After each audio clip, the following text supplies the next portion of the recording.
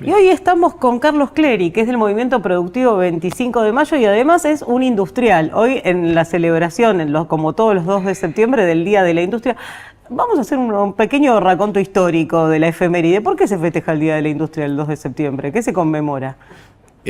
Nos remontamos un montón de tiempo atrás, al año 1587, que fue cuando se hizo la primera exportación de productos industriales, justamente a nuestro principal, antiguo y futuro aliado y base de lo que puede ser una Nuestra América unida y única salida. Es decir, no tenemos otra más que trabajar junto con Brasil, con este Brasil, y de ahí con el resto de Nuestra América.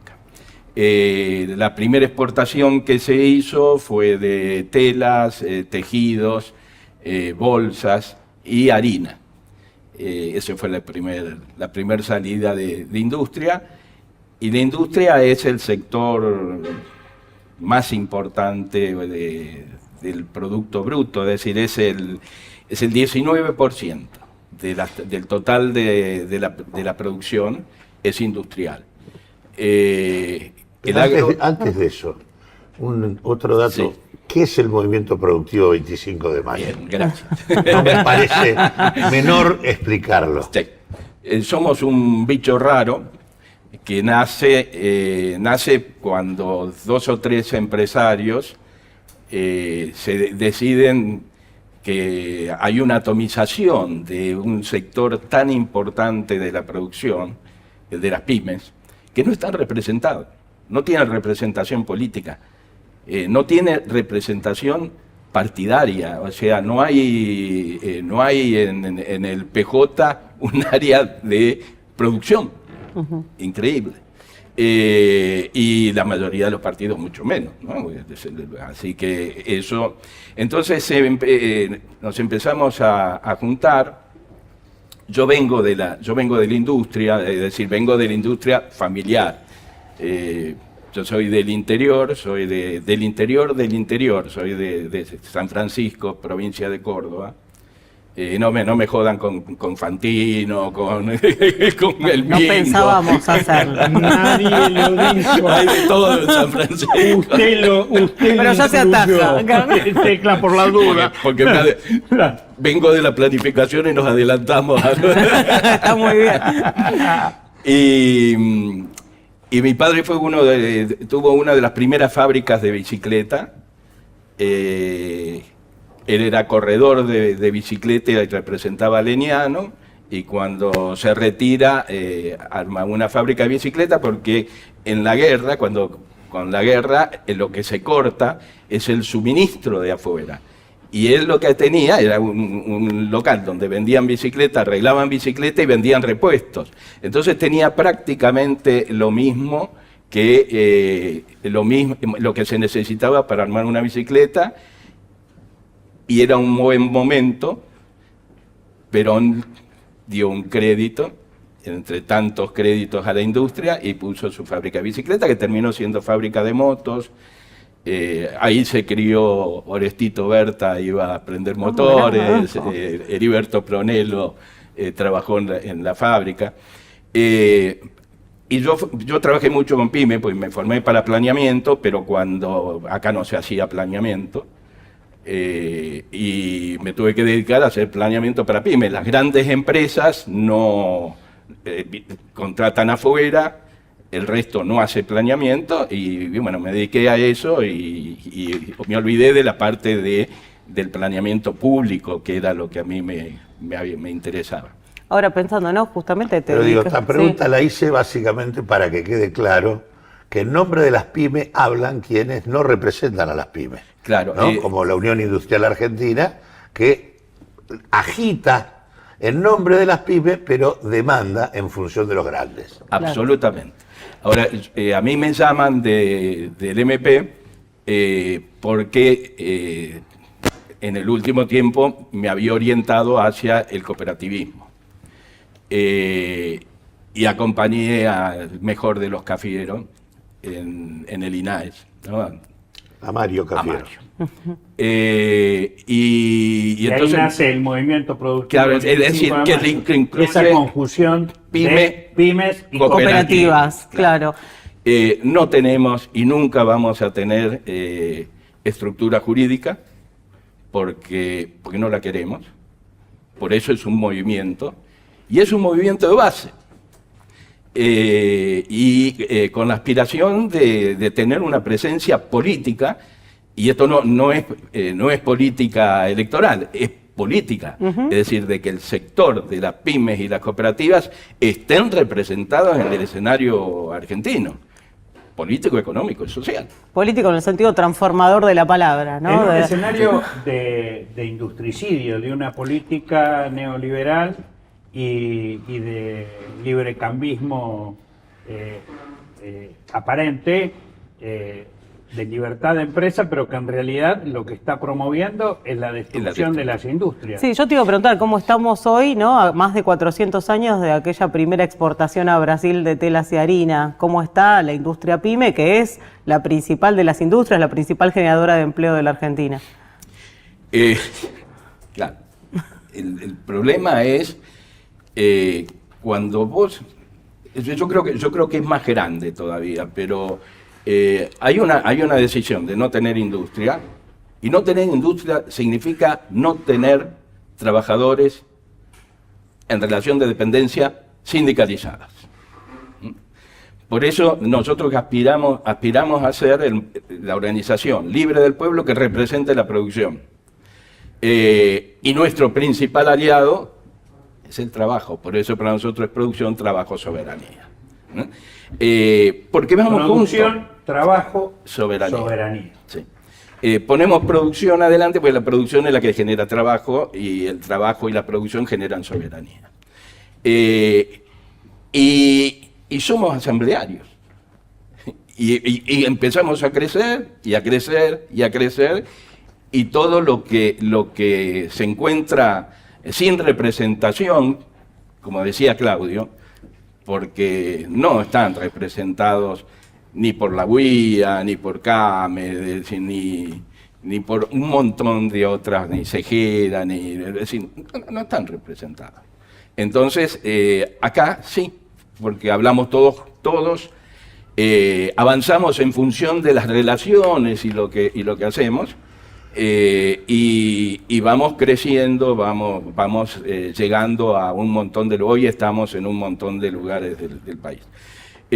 Con Mario Cafiero, nosotros intentamos porque hay dos cosas que personalmente, yo no lo conocía mucho a Mario, pero lo fui a ver por Moneda Par, que es un sistema de trueque, donde están prosumidores, gente que ofrece, y es una moneda cerrada, que no se acumula.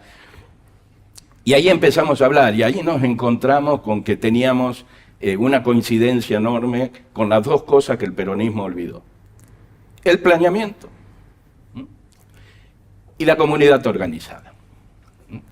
Esos son los dos ejes centrales que diferencian al peronismo de cualquier otra cosa en Argentina y en muchos lugares.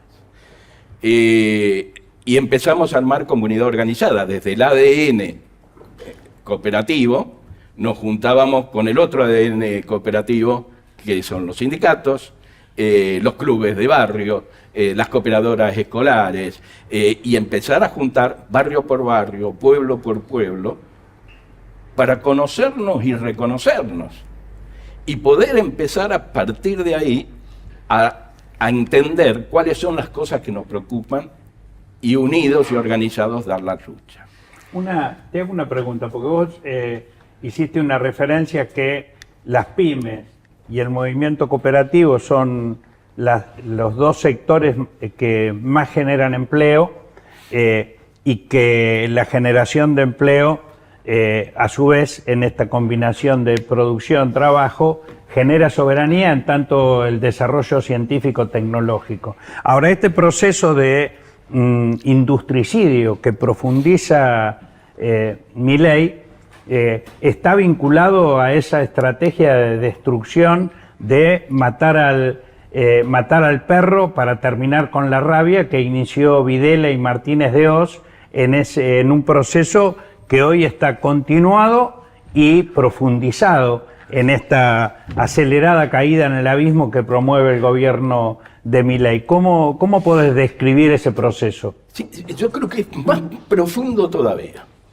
¿Se acuerdan cuando Bush vino a la Argentina y se encuentra con nuestro pingüino? En este momento estaba Néstor Kirchner 20 presidente, años exactamente, estamos conmemorando del no al ALCA y el paro nacional que convocamos desde la CTA para decir fuera Bush. Bueno, en los encuentros presidenciales se hace un intercambio de regalos. Néstor le hace una comida con un cordero patagónico y le regala un poncho. Bush le entrega una cajita con un libro adentro. O sea, una cajita tallada, muy hermosa, con un libro adentro. Malthus. Malthus. ¿Qué es lo que significa? Que hay que hacer desaparecer la mitad de la población de la Tierra. ¿Por qué? De esa forma se evita la catástrofe ambiental y los recursos de energía no renovables pueden alcanzar por mucho tiempo más. Yo creo que hay una intención por atrás de todo, que es eso, que debe venir del Council of Foreign Relations, que debe venir de algún lado viene. Este es decir, el rey el dueño del circo, que es un payaso. Argentina colonia en función del ordenamiento imperial. Y un porcentaje enorme de población que sobra. Claro, la población sobra. Te consume alimentos, te consume energía, te consume... Saquémosla de encima. Y pero encima ahora, saquemos a los que se organizan. Ahora, en el marco del proceso que se abre con el discurso del 2 de abril del 76 de Martínez de Oz, que concretamente dice, muerto el perro, se acaba la rabia, la industria pasó de ser el 30% del Producto Bruto de la Argentina a ser el 19%. El 18% O sea, que la soy. desindustrialización es lo que recorre la Argentina en las últimas 5 décadas. Y acá hay un intento de llevarla al extremo. Bien, vamos a una pequeña pausa. Lagarde dijo que había que exterminar a los viejos, ¿no? O sea, Claro, son los viejos, los enfermos, los desposeídos, discapacitados, los improductivos. los negros, los árabes. todo en la misma bolsa y el imperio delante. Vamos a una pequeña pausa y seguimos con el invitado. Bien, habíamos dejado con Malthus, el malthusianismo y la desaparición masiva de todo lo que consideran que no es redituable, pero, como dijera alguien, la única verdad es la realidad, y la realidad de hoy, ¿cuál es en relación a la desaparición de empresas, de pymes, de industrias, etcétera, etcétera, etcétera? En el momento de Macri desaparecieron 17.000 empresas. En lo que va de Milei son, a mayo son 15.000 y pico. 15.524 a mayo. ¿Y de esas cuántas son pymes o más o menos? Y la mayoría son La mayoría. pymes. Debe ser el 98%. Eso entonces redunda en una cantidad enorme de menor cantidad de trabajo formal, de empleos Claro, formales. porque hay todo un despliegue, porque cuando cae una empresa no caen los trabajadores solamente, caen los que proveen, caen los que consumen. Un dato, Claudio, los consumidores son el 100% de la población, ¿no es cierto? ¿Quién armó la primera asociación de consumidores en Argentina? No lo sé. Martínez de Oz. Adelco puso una sobrina, Mira. una pariente de Bullrich, y para defender las importaciones y la destrucción de la industria. En el mismo periodo cayeron 223.000 y pico de puestos de trabajo formales. Estamos jodidos. O sea, los Bueno. trabajos de mayor calidad, Claro. con derechos Cayeron. esos son los que y caen. esto, digo, para entenderlo mejor, porque normalmente cada vez que aparece el neoliberalismo manejando la batuta del Estado, vuelve a decir o a formular las mismas recetas que son compradas por una parte del electorado que lo secunda y los vota, y siempre como una panacea, como apertura de importaciones, justamente. ¿Cuáles son las políticas públicas que llevaron a esta debacle? Bueno, es múltiple. Por un lado, la caída del consumo. Por el otro lado, las importaciones. La ausencia de financiamiento. El otro día estábamos haciendo un análisis de un caso que viene de una universidad que quiere armar un proyecto. Hablé con el vicepresidente de uno de los bancos que más ayuda, y me dijo, posible. Es decir, a estas tasas hacer una inversión es una locura. Es decir, busquen por otro lado, no busquen. No hay inversión. crédito para las pymes, entonces. Entonces eso genera, ya no. Claro. No, si los adelantos también cuentas se corrientes cortó llegaron al mucho. 100% ahora. Claro.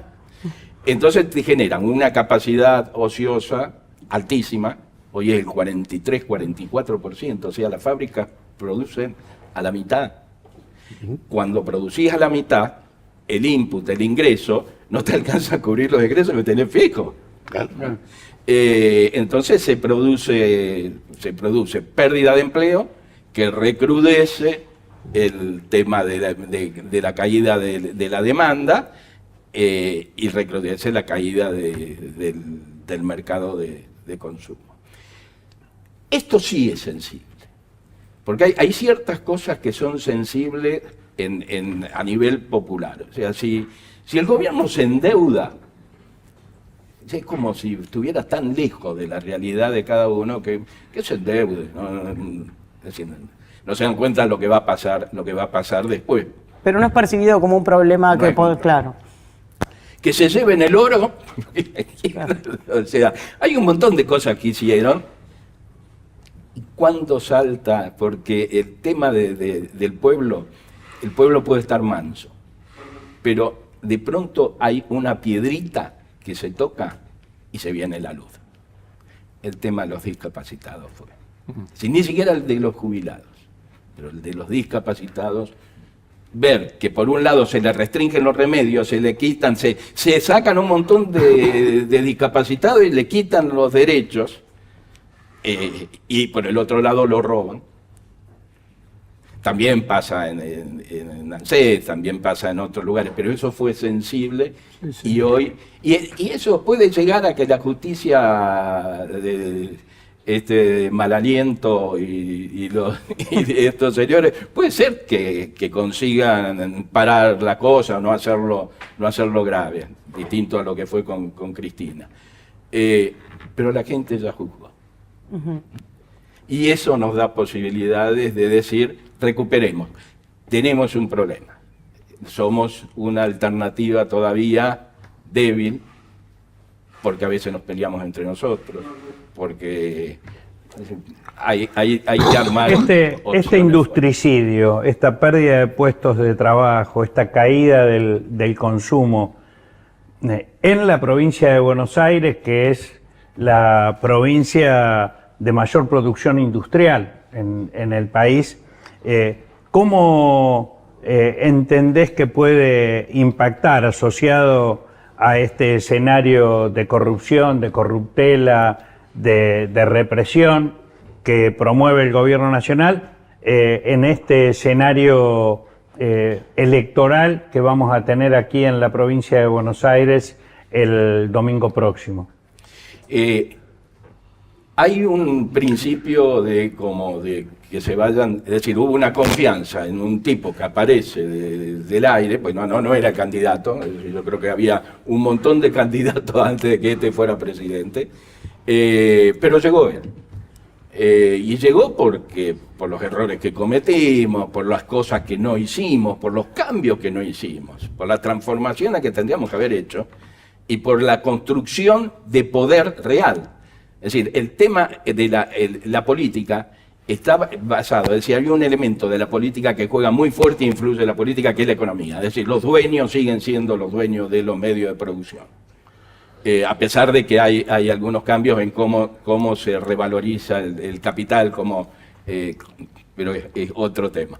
Pero, es decir, ese proceso de la política hace que los grupos concentrados tengan el manejo de la política, directo o indirecto, nombrando a la gente, jugando con los medios. La única forma de modificar la correlación de fuerza es organizando al pueblo. O sea, que el pueblo, que nosotros nos organicemos. Y eso no está. Y no está porque ganó el individualismo. Si ganó el individualismo, por un lado, que Francisco decía de que el gran mal era el individualismo, que rompía el tejido social. Pero también, y esto es una de las cosas, cuando hace el consejo al sindicalismo, el Papa, dice al sindicalismo, cuidado con 3 cosas. 1, no caigan en corrupción. 2, no caigan en una enfermedad que es el individualismo colectivista, que es cuando las organizaciones altruistas terminan alimentándose a sí mismas y a sus dirigentes y pierden de vista el bienestar general. Y tercero, la responsabilidad del sindicato, la responsabilidad del sindicalismo, no se limita a sus propios afiliados. Hay una responsabilidad ampliada hacia el resto de los trabajadores y hacia el resto de la sociedad. Si hoy tenemos que armar algo, el único poder popular organizado con los más y los menos sigue siendo el sindicalismo.